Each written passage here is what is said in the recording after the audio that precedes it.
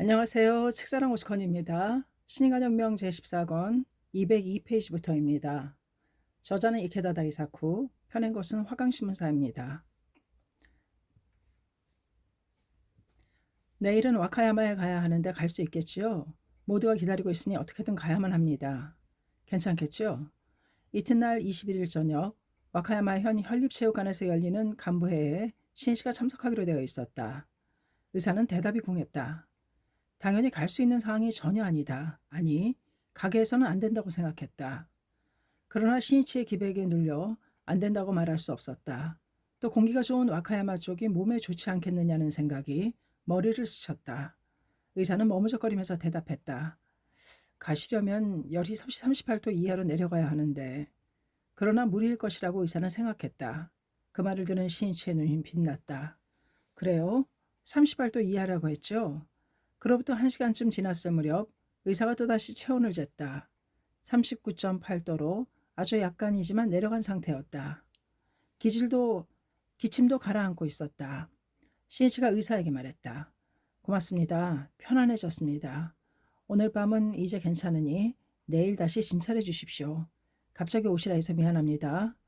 자신은 고열로 고생하면서도 격려의 말을 건네는 신이치에게 의사는 감동했다.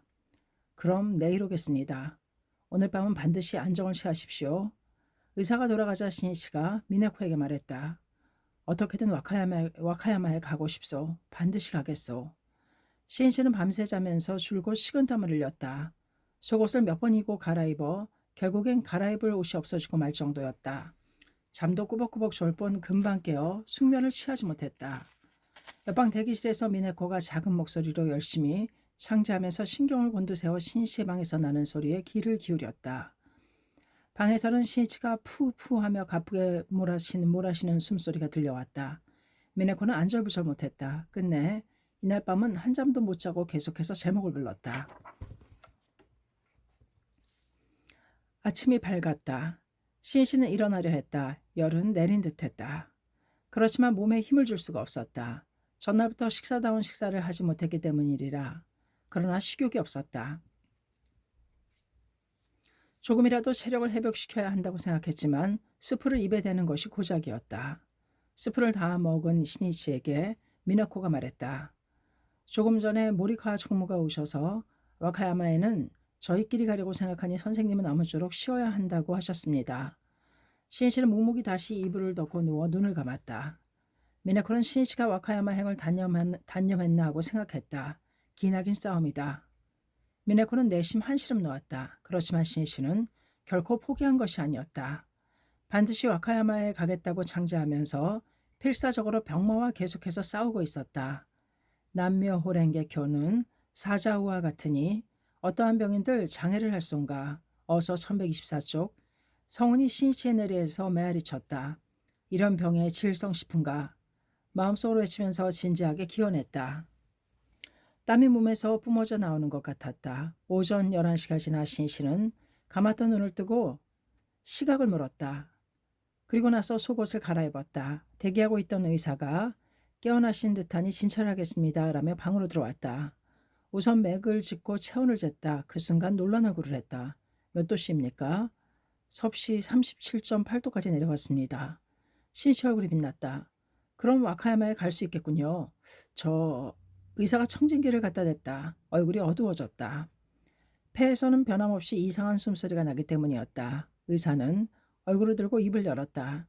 갈 수 없는 건 아닙니다만 여기까지 듣고 신이치는 미소를 지었다. 그래요? 다행입니다. 의사는 당황하며 덧붙였다. 그러나 주사를 맞아 겨우 소강 상태를 유지하고 있을 뿐입니다. 기본적으로는 안정을 취해야 합니다. 알았습니다. 충분히 주의하겠습니다. 어쨌든 와카야마행이 결정되었다. 동행 간부들에게도 이 소식이 전해졌다. 점심을 가져왔지만 역시 거의 못한 채 신이치는 곧바로 젓가락을 놓았다. 신이치는 다시 이불 속에 들어가 몸을 안정시켰다. 이 상황을 들은 동행 간부는 걱정이 되어 견딜 수 없었다. 모리카 가즈마사가 세키 히사오에게 말했다. 선생님이 정말 와카야마에 가실 수 있을까? 세키는 침통한 표정으로 대답했다. 선생님이 가겠다고 말씀하셨으니 반드시 가실 겁니다. 그러나 무리에 무리를 거듭한 결핵임에 틀림없어요. 그렇겠지. 세키 씨, 다시 한번 선생님에게 와카야마 행을 중지해 주십사고 부탁해보면 어떨까요? 선생님은 스스로 목숨을 단축하려 하십니다. 우리는 문화로서 그것을 묵묵히 보고만 있어서는 안 됩니다. 설령 꾸중을 듣더라도 말씀드려야 하지 않을까요? 세키가 조용히 대답했다. 나도 그렇게 생각합니다. 단 우리가 선생님을 대신하는 건 불가능하지요. 어제 간사이 간부회만 해도 선생님이 참석하셔서 지도하시고 학회가 지휘까지 해주셨기 때문에 모두가 눈물을 흘리며 진심 어린 결의를 할 수 있었습니다. 무기력하고 한심스러운 이야기이지만 우리가 가겠다고 말해도 결국 우리는 아무것도 못합니다. 그래서 솔직히 어떻게 하면 좋을지 망설이던 참이죠. 모리카와도 고개를 끄덕이면서 말했다. 그건 그렇습니다. 물론 와카야마 동지들도 선생님이 오시지 않으면 우리가 무엇을 외친다 해도 실망할 겁니다. 그렇지만 와카야마 동지들에게 선생님의 심정과 병세를 사실 그대로 전하면 모두 분명 납득하리라 생각합니다. 그리고 선생님이 건강을 회복하시면 반드시 와주실 테니까 그때를 목표로 해 투쟁하자고 전력을 다해 호소하면 틀림없이 힘을 내어 일어서 줄 것입니다. 아무튼 지금은 선생님이 푹 쉬시고 건강해지시기를 우선적으로 생각해야 하지 않겠습니까? 그렇군요. 그렇게 하는 수밖에 없겠군요. 대표로 모리카아가 진언하기로 했다. 이불을 덮고 누워있는 야마모토 신이치에게 모리카아는 호소했다. 선생님, 드릴 말씀이 있습니다. 솔직히 말씀드립니다만 아무쪼록 오늘만은 부디 편히 쉬어주십시오. 신이치는 이불 속에서 몸을 일으켜 모리카아의 얼굴을 가만히 응시했다. 다음 순간 기백이 넘치는 신이치의 말이 울렸다. 만일 광선유포에 투쟁을 하다 쓰러진다면 불법자로서의 본망이 아닌가. 나는 힘껏 끝까지 달릴 테다. 출발이다. 오후 2시 40분 신이치는 간사이 문화회관을 나섰다. 신이치는 두꺼운 외투깃을 세우고 목에는 머플러를 두른 후 중절모를 깊숙이 눌렀었다. 거기에다 얼굴에는 마스크를 덮었었다. 자동차로 국철인 덴노사역으로 가서 거기서 기차를 타고 아카야마로 향했다. 열차에 함께 탄 의사는 가끔 걱정스러운 얼굴로 야마토 회장의 상태를 살폈다. 좌석에 기대어 앉은 신이치의 마음속에는 와카야마의 사랑하는 동지들이 잇따라 떠올랐다. 와카야마 역까지는 급행으로 50분 정도 걸리는 거리다. 그러나 지금의 신이치에게는 먼 거리였다. 야마토 회장이 와카야마로 떠났다는 소식은 즉시 와카야마 총합본부장인 나가야마 가스케에게 전해졌다. 나가야마는 기뻐 덩실거리며 회장 일행을 마중하러 와카야마역으로 갔다. 나가야마는 야마모토 회장의 와카야마 방문을 손꼽아 기다려왔다. 그런데 그날 이른 아침 간사이 간부에게서 연달아 전화가 걸려왔다. 야마모토 회장의 건강이 좋지 않아 와카야마에는 못 갈지도 모른다는 이야기였다. 나가야마는 전날에도 야마모토 회장의 건강이 좋지 않다는 연락을 받은 터였다. 그러나 히가시 오사카에서 열린 간사이 간부에서는 야마모토 회장이 힘찬 지도를 한 다음에 학회가 지휘까지 해주었다고 들었다. 그런 회장의 건강이 그토록 나쁘리라고는 전혀 믿기지 않았다. 와카야마에서는 야마모토 회장을 맞이한다고 모두가 열심히 창제에 힘썼다. 신이치의 병세를 잘 모르는 나가야마는 간사이 간부에게서 걸려온 전화를 받을 때마다 이렇게 대답했다.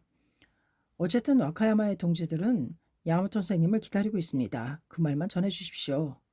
전화를 한 간부는 머리를 감싸고 고민했다. 나가야마 가스케는 이제까지 야마모토 신씨를 만날 때마다 꼭 와카야마에 와주십시오라고 부탁했다. 방문을 염원하며 보낸 편지도 헤아릴 수 없이 많았다. 신이치도 반드시 가겠습니다. 라고 약속한 터였다. 그렇기 때문에 나가야마는 간부에게서 어떤 사정 이야기를 들어도 야마모토 선생님은 반드시 오신다고 강하게 믿었다. 나가야마는 기쁜 소식에 가슴을 설레며 역에서 야마모토 회장 일행이 도착하기를 기다렸다. 열차가 멈추고 일행이 승강장에 내렸다. 신이치의 얼굴은 큰 마스크로 덮여 있었다. 언제나 의연하게 빠른 걸음으로 걷는 야마모토 회장과는 딴 사람인 양 걸음걸이도 느렸다. 나가야마는 가슴이 메었다. 선생님은 이런 몸인데도 불구하고 와카야마에 오셨다. 내가 억지를 부리고 말았구나. 나가야마는 감동과 함께 자책감에 시달렸다. 선생님 정말로 죄송합니다. 그 다음에는 말문이 막혔다. 그렇지만 신이치는 눈가에 미소를 띠며 크게 고개를 끄덕였다. 약속이니까 왔습니다. 간부에 걸리는 와카야마 현립체육관으로 떠나기 전에 우선 와카야마 해관에 들려 쉬기로 되어 있었다. 신씨는 해관 계단에 오르는데도 몇 번이고 난간에 기대어 숨을 고르지 않으면 안 되었다. 열이 내리기 시작한 탓인지 오늘은 오한이 없지만 땀이 뿜어져 나오고 가래가 목에 꽉 차 쉴 새 없이 몹시 콜록거렸다. 메네코는 신씨가 조금이라도 식사를 해서 체력을 회복하게 해야 한다고 생각했다. 해관에서는 카레라이스와 주먹밥이 마련되어 있었다. 신씨가 카레라이스를 좋아한다고 들은 간사이의 부인부 간부가 정성 들여 만든 것이었다. 그러나 아직 카레라이스를 먹을 만한 식욕이 없었다. 만들어준 사람을 생각하면 죄송한 마음이 들었다. 신이치는 아무것도 필요 없다고 말했지만 미네코는 적어도 주먹밥이라도 먹을 수 있지 않을까 생각했다. 그래서 입에 넣기 좋도록 다시 쪼개어 작게 만들었다. 신이치는 간신히 식사를 했다. 이젠 괜찮아요. 신이치는 미소를 지었다. 의사가 또다시 양부터 신이치의 몸을 진찰했다. 체온을 쟀다. 열은 37.2도까지 내려갔다. 그러나 폐렴까지 다 나은 것은 아니었다. 주사약으로 열과 기침을 억제했을 뿐이다. 움직이면 또 증상은 악화되고 만다. 진찰이 끝나자 신씨가 힘찬 목소리로 말했다. 자, 간부에 갑시다. 그 목소리에는 사자호로 연상케 하는 울림이 있었다. 해압장소인 현립체육관에 도착한 시간은 오후 5시 15분이었다. 해압 시간까지는 아직 충분히 시간이 있었지만 체육관에는 이미 많은 사람들이 빽빽이 차 있었다. 야마토 선생님을 만나 뵈려고 모두 크게 기뻐하며 일찍부터 모여들었습니다. 그래서 해압 시작 1시간 이상 전부터 가득 차고 말았습니다. 이제 올 사람은 다 온 것 같습니다. 현지 간부의 보고를 들은 신이치는 곧바로 해압을 시작하자고 했다. 동행 간부는 선생님은 지도하시기 직전까지 대기실에서 쉬십시오라고 엄명하는 듯한 어조로 말했다. 신이치는 대기실에 들어갔지만 차를 한 잔 마시고는 그 자리에서 일어나 해압 장소로 향했다. 회합을 시작한 지 얼마 안 되어 단상에 야마토 회장이 모습을 나타냈다. 박수 소리가 떠나갈 듯이 장내에 메아리 쳤다. 선생님! 모두가 외쳤다. 일어서서 손수건을 흔드는 사람도 있었다. 간부에는 기쁨으로 활기를 띤 가운데 총무인 하루키 세이치로와 모리카와 가즈마사가 잇따라 인사말을 했다. 세키 히사오는 야마토 회장이 고열로 고생하면서도 주위의 반대를 부리시고 와카야마에 오셨다고 말했다. 그러나 유연하게 미소를 머금은 신이치가 있기 때문이었다. 놀랍게 지금은 완전히 건강을 회복했다고 믿어 의심치 않았다. 이윽고 신이치의 강연으로 이어졌다. 회장 강연. 신이치가 일어서려 했다. 그때 연달아 기침이 나왔다. 기침이 멎지 않았다. 이 상태로는 말을 할 수 없다. 시간이 필요했다. 기침을 참으면서 야마토 신이치는 말했다. 테이프를 틉시다. 도쿄에서 가져온 테이프가 사전에 넘겨졌을 터였다. 그렇지만 테이프 준비가 안 되어 곧바로 틀지 못했다. 준비하는 동안 음악대 연주가 있었다. 준비가 되었다. 테이프가 돌아가고 신이치의 힘찬 목소리가 흘러나왔다. 명성이나 허영에 사로잡힌 허상의 행복관을 버리고 자신의 인간혁명을 성취해 사회에 크게 공헌하는 영광스러운 인생을 할보하자고 호소하는 지도였다. 이어서 스피커에서는 시를 낭독하는 신이치의 목소리가 흘러나왔다. 다이바쿠렌게 1970년 1월호에 게재된 신이치의 1970년대를 향한 용약 전진이라는 시다. 중략, 나는 절대로 주춤거리지 않겠다. 견인 불발의 꿋꿋함과 용맹함으로 연옥의 검은 빛 속으로 뛰어 들어가리라. 속속 잇따르라. 사명의 제자여 혼돈과 파괴의 한복판에서 창조의 약동을 개척해 나아가는 것이다. 그 시구와 목소리의 울림에는 회장심 10주년의 가설을 맞이하여 막으려는 1970년대 단연코 인간주의 승리를 수립하겠노라는 열렬한 결의가 넘쳐 흘렀다. 그런 회장이 지금 눈앞에 있다고 생각하니 모두들 마음이 설레었다. 테이프가 끝났다. 신씨의 기침도 가라앉았다. 신씨는 벌떡 일어섰다. 우레와 같은 박수 소리가 울려 퍼졌다.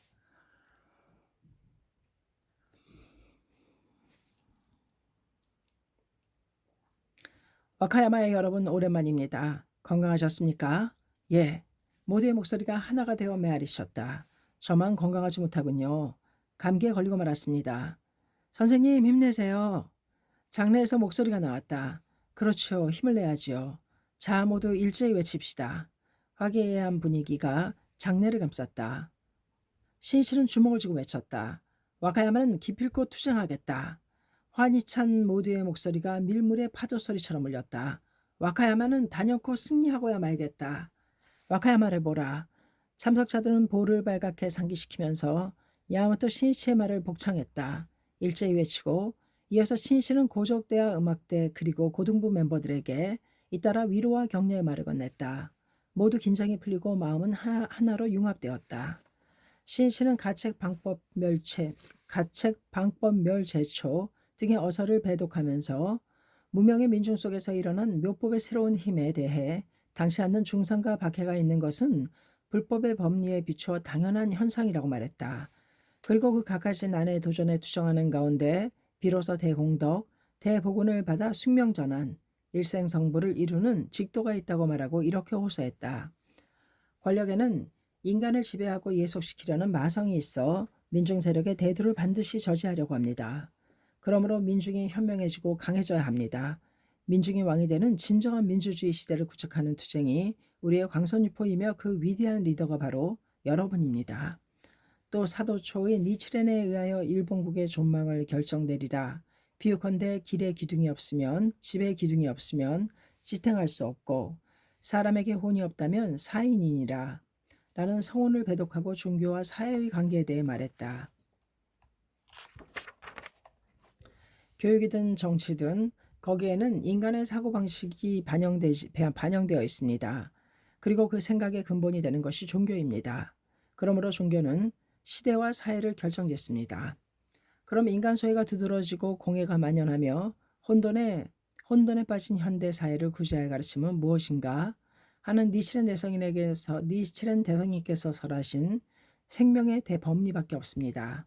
그 법리를 바탕으로 인간주의의 깃발을 내걸고 사회 건설을 위해 일어선 우리 창경학회야말로 국가와 사회를 떠받치는 황금 기둥입니다.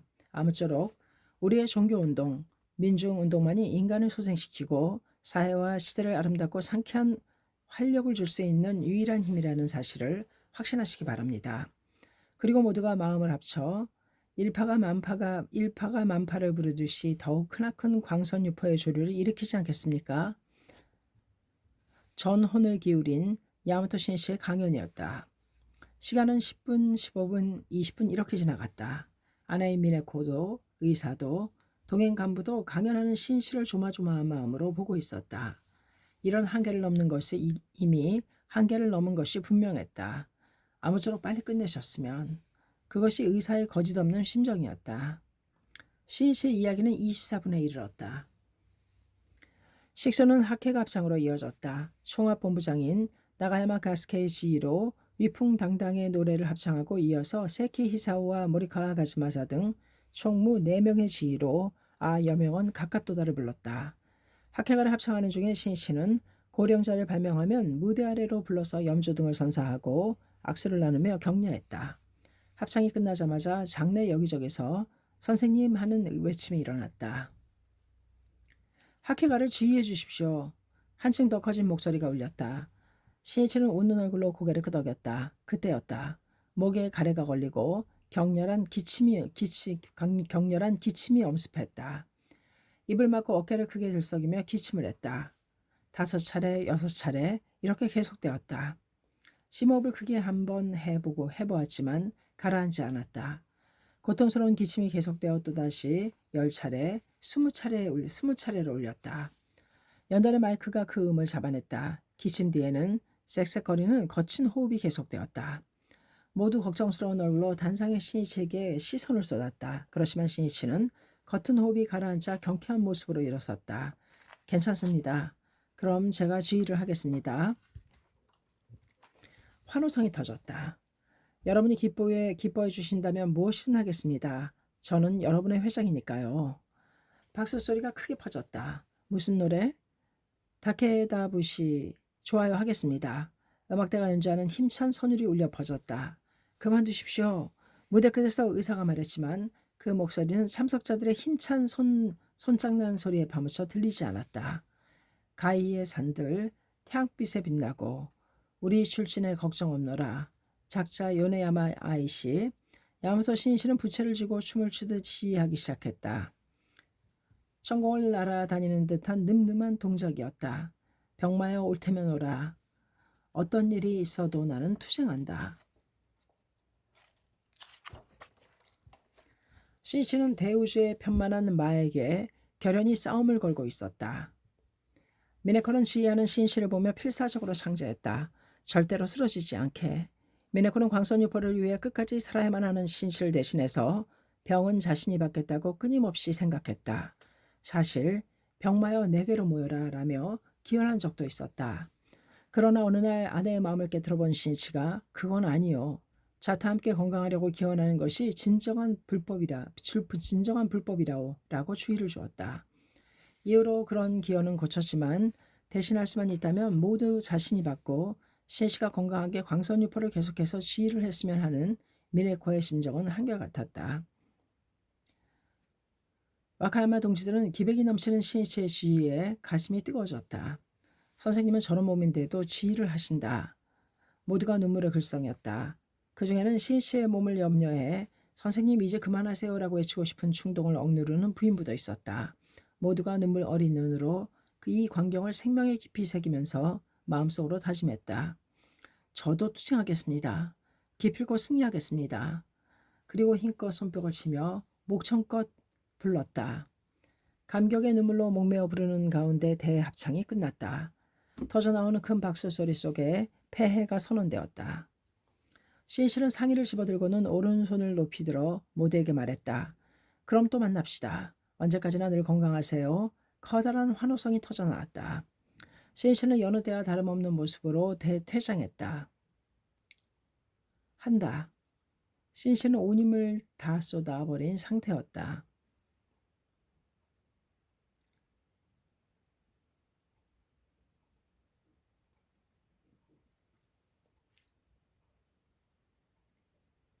신실은 거의 쓰러질 뻔한 몸을 일으키고는 미소를 짓고 장난기 어린 말투로 주위 사람들에게 말했다.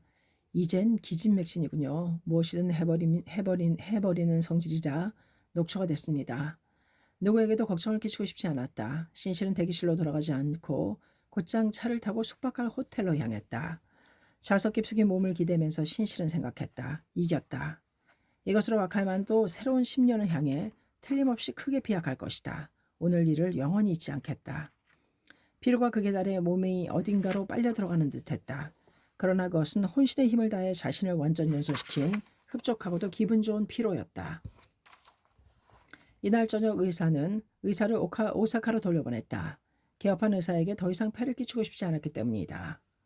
이튿날인 22일 야마모토 신이시는 나라현 가시하라시 나라 본부에서 열리는 나라 총합본부 지도회로 향했다. 또다시 오한이 덮쳐왔다. 몸에 여러 장의 수건을 두르고 그 속에 휴대용 손난로 2개를 넣으면서까지 간 나라 방문이었다. 여기서도 신이시는 선시초 등의 어문을 배독하고 단결의 중요함 등 약 30분간 전력을 다해 지도를 거듭했다. 결의를 굳혀도 구습의 벽이 두터운 까닭에 걸핏하면 도저히 광선유포는 불가능하다 라며 포기해버립니다. 실은 그 마음이 바로 최대적입니다. 이를 극복하고 이겨서 자신의 약함을 타파하며 방심과 타성을 배제하고 전진하기 위해서는 동지의 스크럼이 중요합니다. 나라의 발전을 염원하며 정열을 담아 호소하는 신이치를 보며 신이치가 병마와 계속 싸우고 있음을 눈치챈 사람은 없었다. 저녁에 오사카로 돌아온 신이치를 의사가 즉시 진찰했다. 열은 38도 정도였다. 신이치가 웃는 얼굴로 말했다. 고맙습니다. 덕분에 상당히 좋아졌습니다. 이런 상태라면 투쟁할 수 있습니다. 내일은 미에랍니다. 야마모토 신이치의 나날은 실로 중단 없는 투쟁이었다. 하루라도 아니 한순간이라도 손을 놓는 것을 용납하지 않았다. 민중의 대지에 행복의 꽃들을 피워 평화사회를 건설하는 광선유포라는 미문의 작업이 손쉬울 리 없다. 이는 전력을 기울인 끊임없는 전진에 의해서만 가능하다.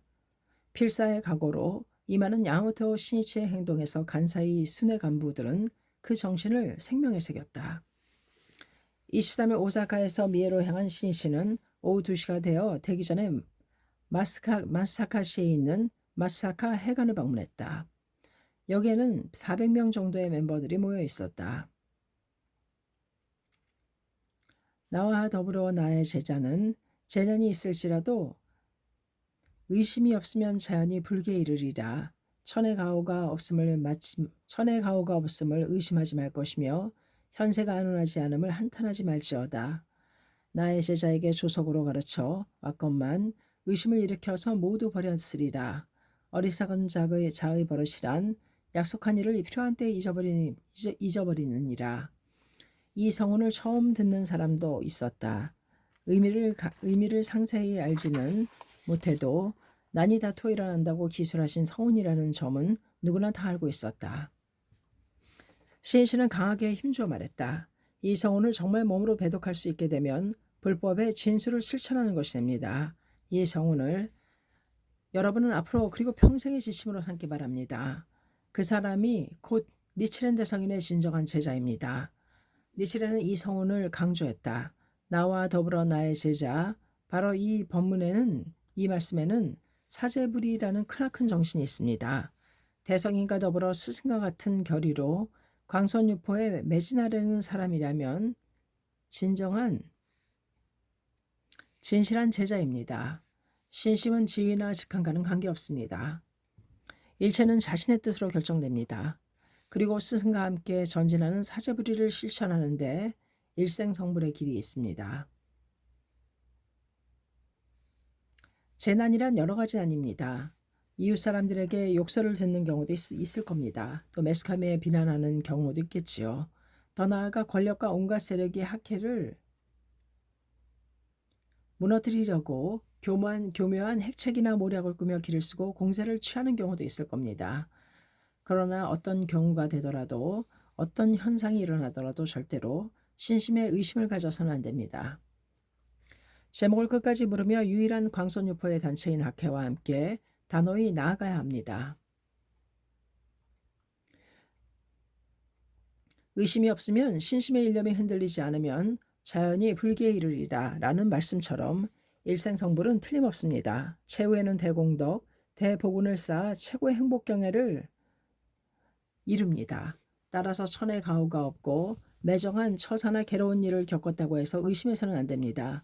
또 비판이나 박해를 받고 위기에 처하고 현재가 안온하지 않다고 해서 결코 무한해서 결코 한탄해서는 안 된다고 말씀하셨습니다.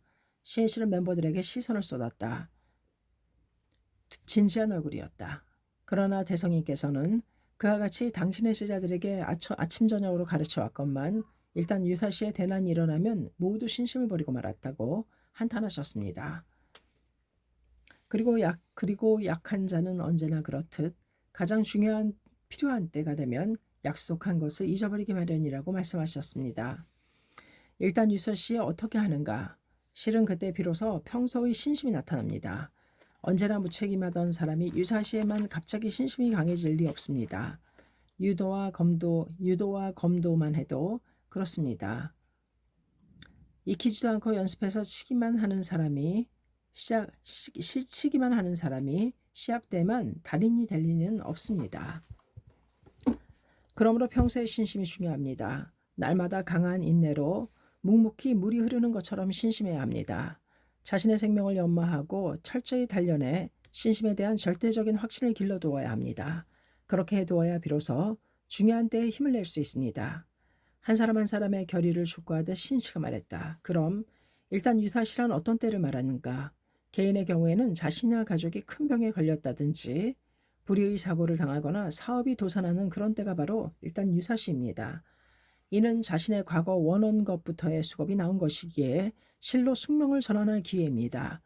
또 주변에서 신심을 반대하는 경우도 일단 유사시에 해당합니다. 더 나아가 학회가 범난을 받는 등 엄청난 사태에 빠진 때입니다. 행복을 쌓아 올리기 위해서는 자기 생명을 무슨 일이 있어도 무너지지 않는 금강불개로 만들어 빛내는 길 외에 다른 길은 없습니다.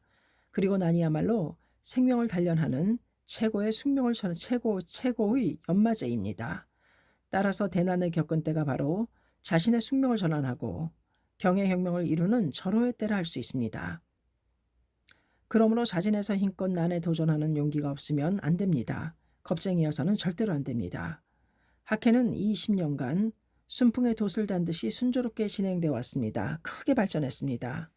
그러나 언제까지나 그런 때만 있을 리는 없습니다. 대성이께서는 마가 다투어 일어나지 않으면 정법이라고 알지 말지어다. 어서 1080시 쪽 좋아지는 것은 불가사의요 나쁘게 되는 것은 필정이라고 생각하시라 라고도 말씀하시지 않았습니까? 대난이 다투 일어나지 않으면 이 성호는 거짓말이 되고 맙니다. 아무쪼록 여러분은 필요할 때 가면이 일어서서 저와 함께 학회와 함께 투쟁하고 광선유포의 용자로서 자신의 영예로운 역사를 구축해 주십시오. 예. 하고 모두의 목소리가 울렸다. 모든 이의 얼굴이 결의에 차 빛났다. 신씨는 지도를 마치고 몇몇 장년부 멤버와 악수를 나누었다. 그때 그들은 신씨의 손이 이상하리만큼 뜨겁다고 생각했다. 그렇지만 그것이 몸 상태가 좋지 않은 데 대한 다른 발열이라고는 어느 누구도 생각하지 않았다. 마스사카 해관을 뒤로한 신씨는 이세 해관으로 발길을 옮겨 여기서도 약 35분간 전력을 다해 말했다. 오사카에서 시작해 미에까지 이른 이 지도의 여정은 한계를 뛰어넘는 장절한 격려행이었다. 이해 1969년 12월 2일에 중의원이 해산하고 연말에 총선거를 실시한 해였다. 7일에 공시하고 27일에 투표하는 황급하게 치른 연말 총선거였다. 총선거의 쟁점은 오키나와와 안보였다. 11월 미국을 방문한 사토 에이사쿠 총리가 닉슨 대통령과 회담하고 오키나와 반환을 제청한 공동 성명을 발표, 정부와 자민당은 이로써 오키나와 시 정권 반환 문제를 미일 안보조약의 장기 견지를 전제로 핵을 없애고 본토 수준으로 하여 1972년에 반환하는 것으로 결말이 난 상태였다. 이에 대해 야당은 의문을 표시하면서 이 공동성명은 유사시에 핵을 수반하는 길을 터놓은 것으로 국민을 속인 약정이라고 주장했다. 더 나아가 안보조약이 이듬해인 1970년 6월에 기한이 만료된다는 시점에서 안보를 어떻게 할 것인가로 여야의 의견이 크게 갈렸다. 국민으로서는 장래의 국정 기본 노선을 선택하는 총선거라고 할 수 있다. 공명당으로서는 두 번째 맞는 중의원 선거였다. 공명당은 동서냉전이라는 위기에 처한 상황에서 미일 안보는 사회주의 나라와의 사이에 고리를 깊게 만들어 안전도 보장되지만 반면에 전쟁에 휩쓸릴 가능성도 있음을 우려했다. 그리고 장래를 생각하면 이는 양국의 합의를 바탕으로 해소하는 것이 바람직하다고 보고 단계적인 해소를 제창했다. 단계적으로 한 까닭은 즉각적인 폐기로 미일 관계의 긴장과 대립이 생기거나 일본이 불안정한 국제적 위치에 놓이는 경우가 있어서는 안 된다고 생각해서였다. 그래서 해소하는 데까지 주일 미군 기지 철거와 오키나와의 즉각적인 무조건 반환 등 안보 체제에 얽힌 문제점을 해결할 것을 명확히 내세웠다. 특히 기지에 대해서는 이미 총점검을 실시해 철거운동을 활발히 전개했다. 또 일본이 취해야 할 안전보장의 참모습에는 이데올로기에 속박되지 않고 중립적인 위치에서 모든 나라와 평화우호 관계를 유지해야 한다는 등거리 완전 중립 정책을 주장했다. 이는 도다 조세이가 지칭한 지구민족주의의 이념을 실현하려는 데서 나온 것이었다. 해산할 때 공명당 의석은 25석이었다. 그리고 각 당파는 자민당 272석, 사회당 134석, 민사당 31석, 공산당 4석, 무소속 3석으로 결원이 17명이었다. 공명당에서는 이번 총선거에 76명이 입후보에 각지에서 격전을 벌였다. 이번 선거는 1970년대의 선택이라고도 하여 학회원의 지원 활동도 한층 더 열의가 담겨 있었다. 학회원은 입정왕국이라는 정법을 바탕으로 한 평화사회를 건설하는 사명에 불탔다. 그렇기 때문에 광선유포를 확대한 결과로 사회가 얼마나 번영했는가, 한국평화의 전진을 이루었는가에 강한 관심을 가졌다. 그리고 이를 위해서는 정치개혁이 불가결하다고 생각하고 선거 지원 활동에 힘을 쏟았다. 투표일은 연말이 가까운 12월 27일이었기에 정신없이 급박해진 가운데 실시한 지원 활동이었다. 그러나 학회원들은 지원하는 한 단연코 승리하겠다고 결의해 의기가 왕성했다. 이 12월 야마토 신씨는 바로 그 간사이와 미에 방문에 앞서 교토, 이와지시마, 오카야마, 아이치, 사이타마, 가나가와 시조카를 돌고 1970년대를 향한 새로운 출발을 위해 온힘을 기울여 동지를 계속해서 격려했다. 그 끊임없이 역전분투하는 모습과 격려가 회원에게 용기를 북돋아 주었고 지원활동에서는 커다란 힘이 되어 폭발했다. 그 중에서도 고열을 무릅쓰고 격려하기 위해 찾아간 와카야마 등에서 동지들이 분투하는 모습은 눈부셨다. 신씨의 격려로 한 사람 한 사람의 마음속에 밝혀진 신심의 등불은 사회건설의 에너지원이 되기도 했다. 투표일 다음 날인 28일 저녁에 확정된 총선거 결과 공명당은 해산전에 비해 약 2배에 해당하는 47의석을 확보하여 제3당이 되는 대약진을 이루었다.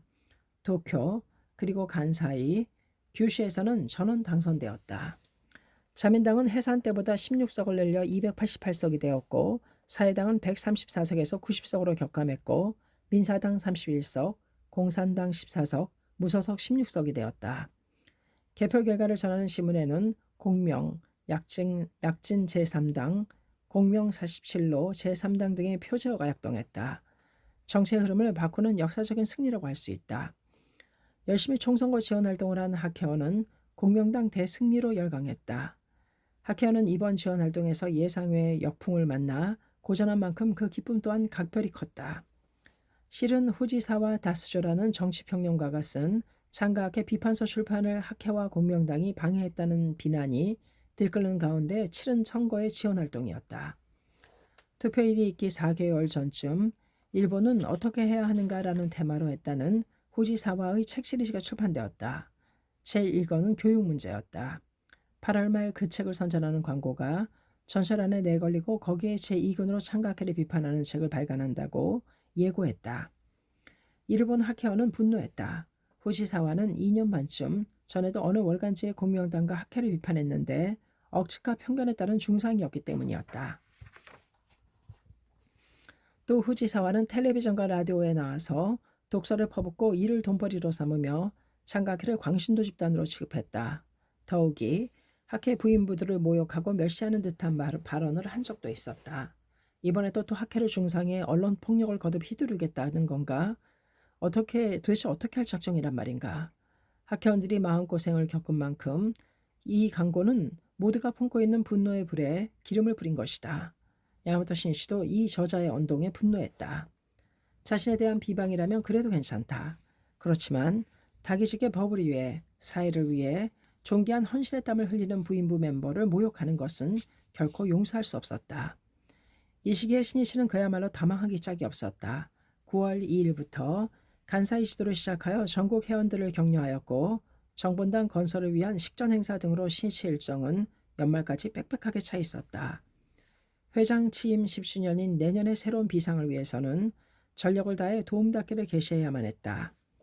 신이치는 잠시도 쉬지 않고 동분서주하는 나날을 보냈다. 게다가 그런 와중에 준비를 추진하는 내년에는 기필코 이루어내지 않으면 안 되는 커다란 테마가 있었다.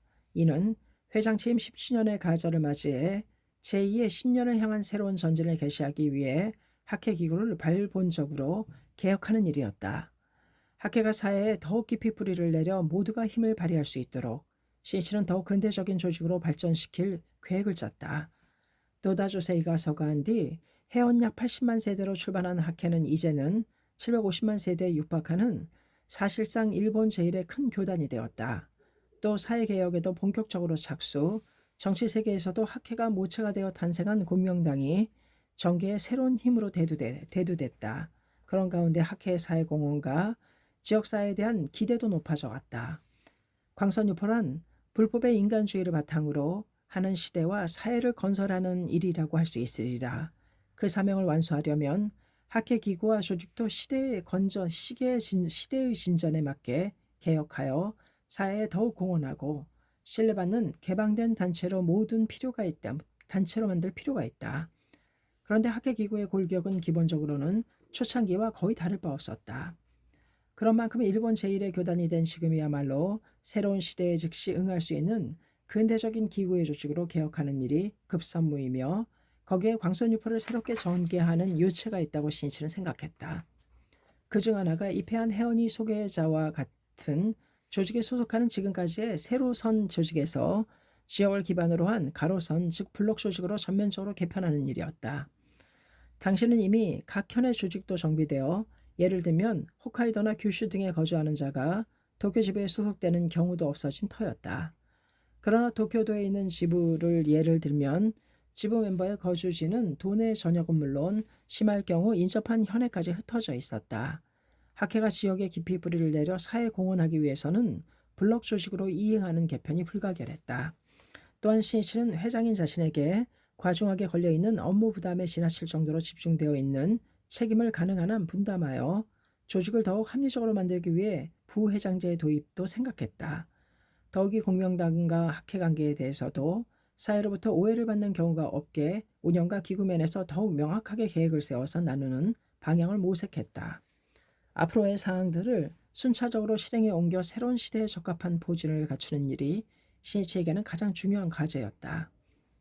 신이치는 기구와 조직개혁 나아가서 회원 전체의 의식을 쇄신해 신시대를 향해 희망차게 출발하는 해가 내년이라고 생각하였다. 그래서 9월 본부 간부회에서 다가오는 1970년을 혁신의 해로 삼고 일명 신생의 해라는 이름으로 전진하자고 발표했다. 신인간혁명 제14권 235페이지까지였습니다. 감사합니다. 책사랑 오직헌이었습니다.